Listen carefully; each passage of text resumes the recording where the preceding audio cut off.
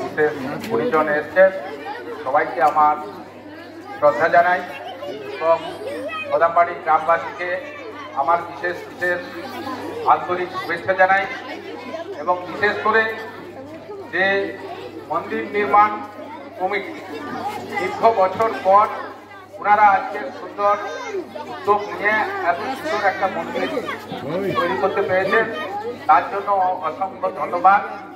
মন্দির তৈরি করেছেন, কিন্তু পরে আপনারা সুন্দরভাবে নিয়ম নিষ্ঠা অনুসারে পূজা পাঠ করুন এবং এই রক্ষণাবেক্ষণ সবচেয়ে বড় জিনিস।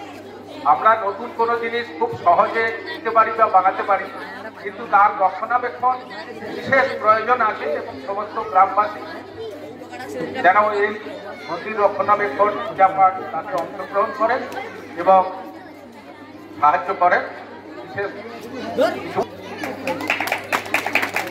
কৃতজ্ঞতা জানাই অনুপবাবুকে কমিটির পক্ষ থেকে। এরপরেই